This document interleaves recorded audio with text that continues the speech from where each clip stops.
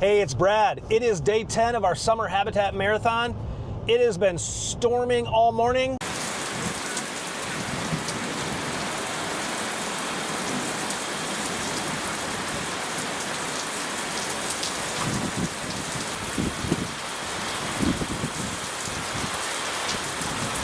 So I got a great idea. Let's go out to the hunting property.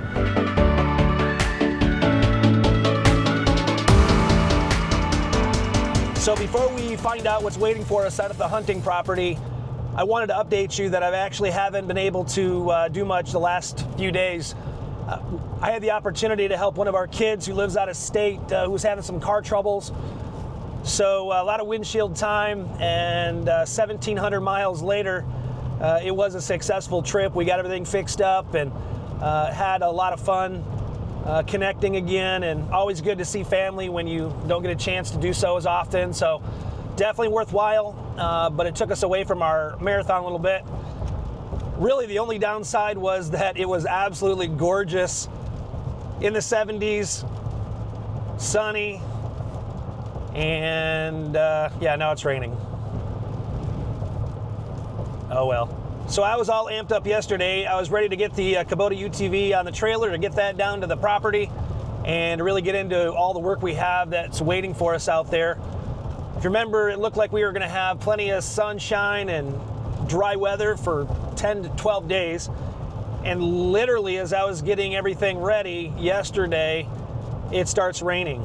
I hadn't gotten in till 2 a.m. in the morning, and so I didn't get as early a start as I'd hoped for, but that's fine because we ended up getting 0.2 of an inch of rain.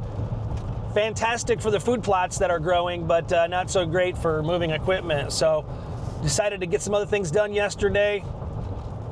Then this morning, about 4:30 a.m., I was woken up by a thunderclap, and I checked my radar, and it was not good. And it's been raining ever since. It's about 9:45 right now. Matter of fact, it's starting to let up, to be honest with you. But I thought to myself, even though I couldn't get any work done, one of the things that I've never seen down at the hunting property is a high volume water event while it's happening. And fortunately, unfortunately, I don't think I'm going to make it down there in time to check it out because it does look like the system is breaking up. But we could see the aftermath shortly after. So that's really what we're doing today. Outside of maybe adjusting a couple trail cameras on my way out and back, it's going to be way too wet to do anything else. It was not supposed to rain at all. As of when I'm recording this right now, we're up to almost, I think it's 1 8/10 of an inch at the hunting property that have fallen. Wasn't on the forecast. Gotta love it. I should be a meteorologist. I could do that job. Anyway, so we'll get out there and see what we have. Should be interesting.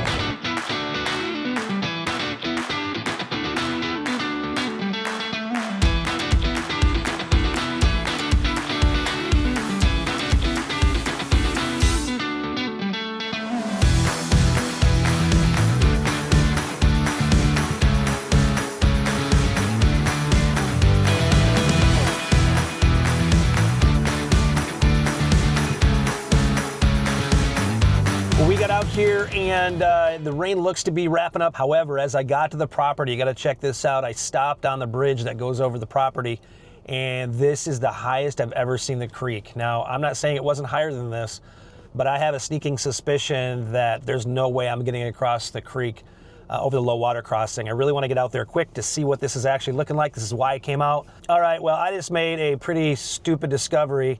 I realized I forgot my rubber boots, and all I have are my tennis shoes on that I was going to change out of. This could be pretty stupid. And then I realized I also forgot my mosquito spray, and if the rain stops, guess who's coming out to feast? I don't know which one's dumber that I forgot, the mosquito spray or the boots. All right, well, let's find out. We got to get out there. All right, so this is our first look at the property here. This is a good example of what I'm talking about when we get a heavy rain event and my tractor leaves ruts. This is what we're looking at. Now, I can fill this in with some gravel or some mulch later once we get that done finally, but this is what I'm trying to avoid. This is pretty significant here. All right, let's take a look. On the way out there, we're going to find a lot of water, I think, and I'm going to have some muddy feet. How dumb.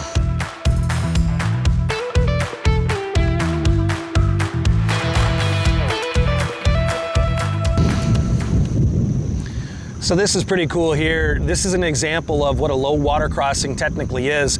And this was my first attempt when we first bought the property back in 2021. I didn't have very much equipment, and I put in a culvert. I dug it all by hand. I put in a culvert, and you can see here the culvert's still working, and the water is pushed down the vegetation. It was obviously flowing higher than this right now, or earlier, and you can tell that's the telltale sign when you see that vegetation pushed over. But even so, it flowed over, and I technically just walked across, and it's flowing pretty heavily right now. This is just a feeder ditch that goes into the main creek that we're gonna check out. And it doesn't flow very often, just in high water events.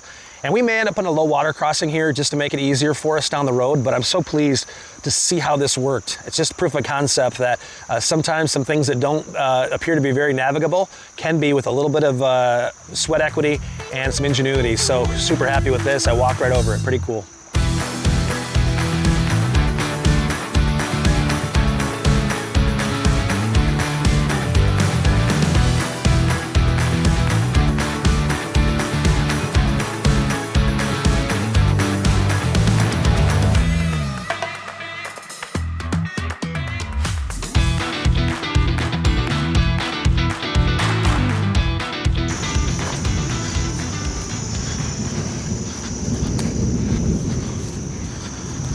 Wow, so this is what I came out to see here.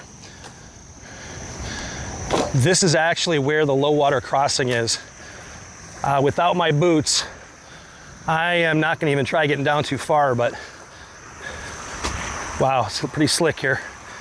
Yeah, wow. This is by far the highest I've witnessed it, and I want you again, you can't always see when it's the highest because of the timing. I don't live here, but I knew it was gonna be high today. But check this out. See all that vegetation? That's all been knocked over because of water rushing at one point up that high. Now I want you to look at when I recorded here a little over a week ago, all this vegetation behind me, all knocked down. Look how high up that goes. Unbelievable.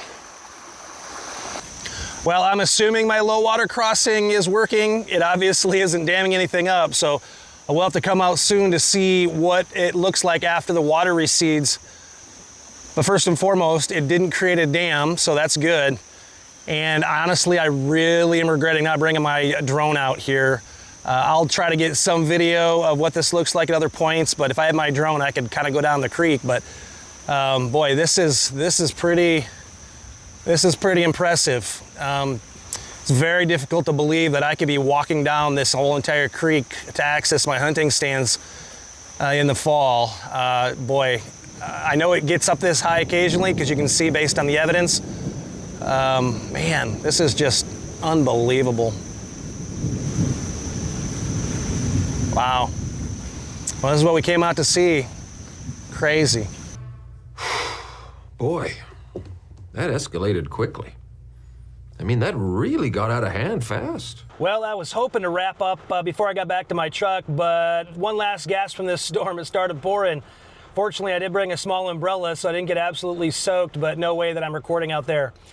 All right, I cannot tell you how glad I am that I came out, and I honestly hope that when all the water recedes, that the low water crossing will be good. I did notice a couple things that we'll be talking about in future episodes, but based on this rainfall and the amount of water that I'm seeing in our pathway, there's no way I'm coming out here tomorrow, at least with a Kubota. It is just not worth it. So we probably won't be coming out here to the hunting property tomorrow. Looks like we'll be doing some more editing, but that means I'll be getting some things done that I'll be able to put out anyway. But I cannot believe how much rain we've gotten this summer. You never know what you're gonna get, but when I actually put in the low water crossing, we hardly had any water, which is probably awesome for putting that low water crossing in, and this summer has been about the opposite. So that's why we did that job. That's why we invested so much time and energy, and we'll hopefully find that it's in okay shape when we come out next time. The good news is that I did get the tractor and the equipment across the creek so that when it's able to be dry enough to do some more mowing and to start moving around some of the bigger trees that I've already taken down, we should be able to do that, but I'm not going to be doing much on the other side of the creek. So as awesome as it was to see that high water in the creek and the low water crossing in action, at least let's hope so, after the water recedes, we'll check it out. I also discovered several new projects that I'm going to have to take on this summer before we get to hunting season. So if you check in with me next episode, you will have no problem watching Brad work.